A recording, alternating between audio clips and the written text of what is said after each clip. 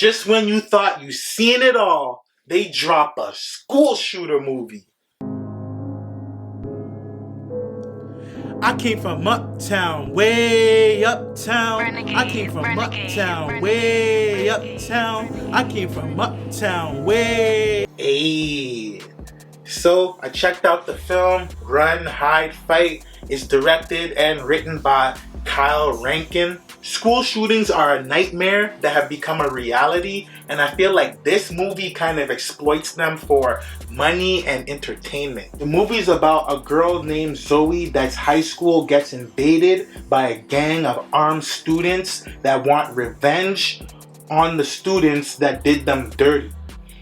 Zoe escapes the mayhem and leaves the school alive, but then decides to take things into her own hands and goes back into the school and literally runs, hides, and fights against the shooters to rescue the other students and teachers. The gang's leader, Tristan, is played by Ellie Brown. He played his role the best. He was smart and savage, but was a huge clout chaser. He wanted the whole school shooting situation to be live streamed on social media because he wanted to be famous. I don't know what type of fame you want from a school shooting, but he wanted that. I mean, you'll be famous with the police and law enforcement, that's for sure.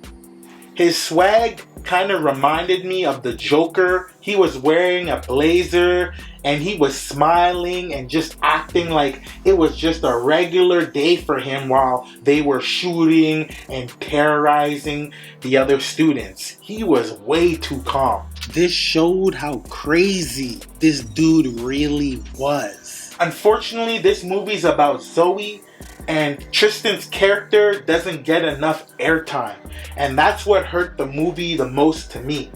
They should have done a deeper dive into Tristan's mind and laid out a better explanation for his motivation, because from what he and his team of goofballs said, it seemed like they were bullied and they wanted blood because they got clowned by their peers. I heard this is the case for most school shooters, but that ain't gonna cut it for me, man. We need a better explanation than that. You can't want to body somebody because they cracked some jokes on you. Like, come on, man. They never explained how those teens got access to those weapons too, because they were strapped up and ready for war. This film didn't even bring up the conversation of gun control. In fact, it kind of gave school shooters a pass if they were bullied. But at one point, one of the shooters said he shot a girl that smiled at him every day, and he felt disgusted about it. And that's exactly why I never understood school shooters. How can you kill innocent people? Isabel May plays Zoe. Her father trained her in survival techniques and how to use different weapons. She goes Rambo for real, for real. Shorty was stalking the halls of the high school, climbing through vents, all while taking the shooters out one by one.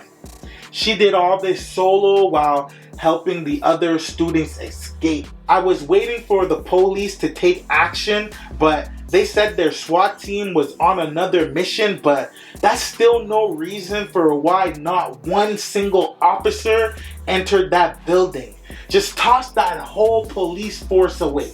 When you think about it, this movie promotes people getting a strap and taking the law into their own hands. You know, becoming vigilantes. The movie wasn't written well enough for you to care about any of the students that met their demise, but it was still hard watching them get shot. Run, Hide, Fight ain't for everybody, but it's cool. There's a dope amount of action in there, and it definitely gives off that whole girl power vibe, but it's predictable and unrealistic, because in the real world, Zoe would have got bodied. So I'm gonna have to give this movie 3 mics. Let me know what y'all thought about Run, Hide, Fight in the comments below. It's free for y'all to support the channel by hitting that like button and subscribing too, so make sure y'all do that. And I'm going to get up with y'all in the next video, alright? Holla at me. I came from uptown, way uptown. I came from uptown, way uptown. I came from uptown, way